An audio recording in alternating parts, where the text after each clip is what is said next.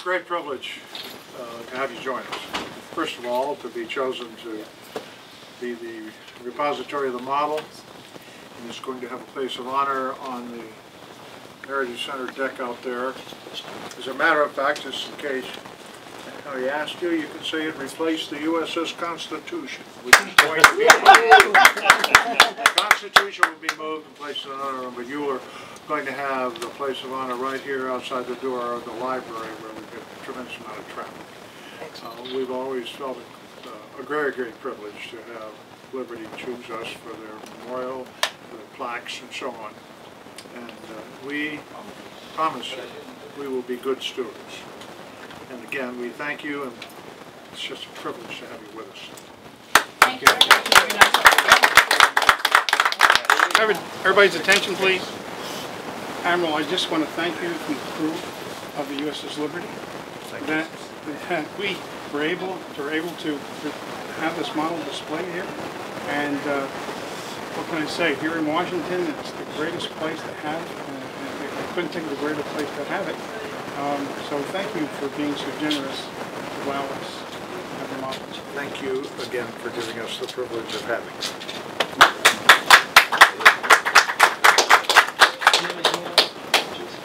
Will you be ringing the bell at the White House?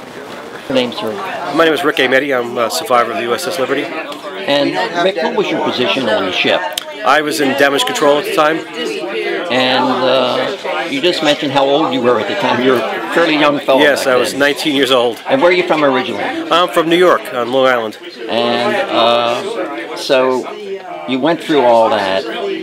You had the cover up.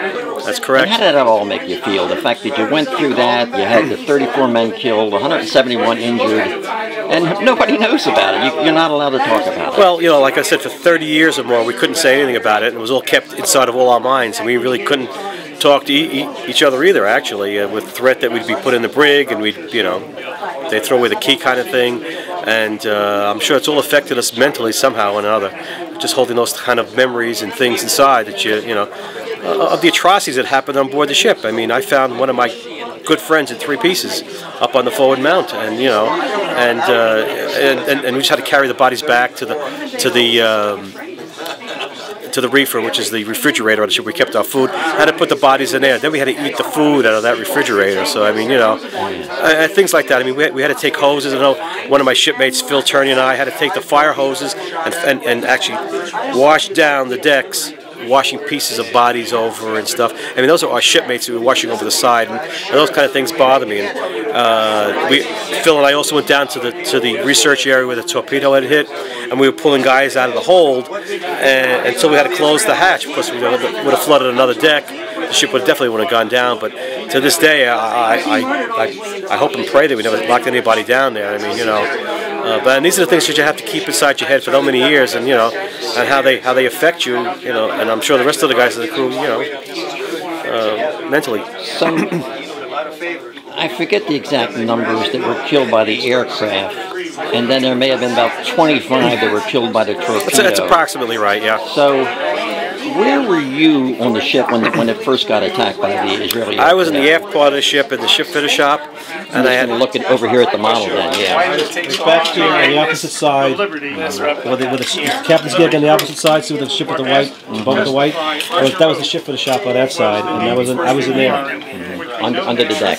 Inside the deck house. You see it? Yeah. Inside there. We're below decks. Inside that deck house on the opposite side. Okay. And we heard explosions, and I thought to myself that it was probably shore batteries that were hitting us because we're 16 miles off the coast in international water, and I figured they were shooting rockets at us or something, and they were hitting the ship, so we just had to go out a little further to get away from them. But they continued, and then I heard swishing sounds over the ship, and I noticed the jets that were flying over, so they sent a general quarters, and we had to go to our general quarter station.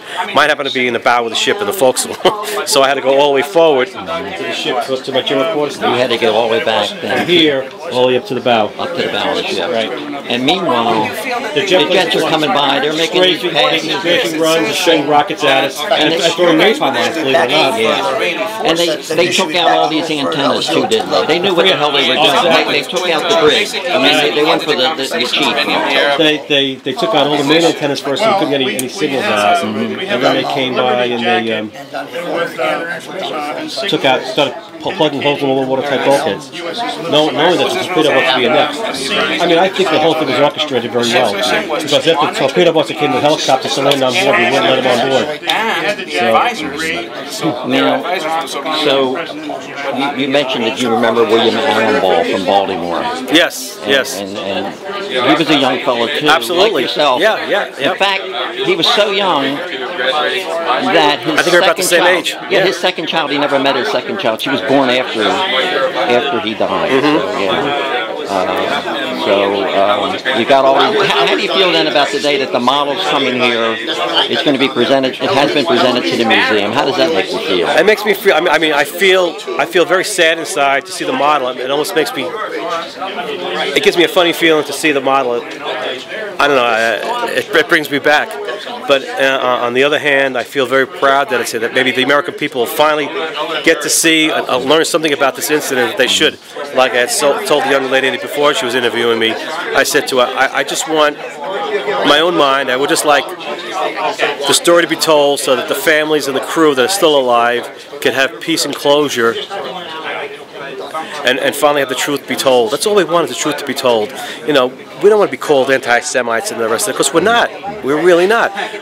We just want the truth to be told. And there's no reason why we can't. Between the cover-ups and everything else, we just, you know, it's time. It's time we know. 42 years. 42 years is well too long. Thanks so much. You're welcome.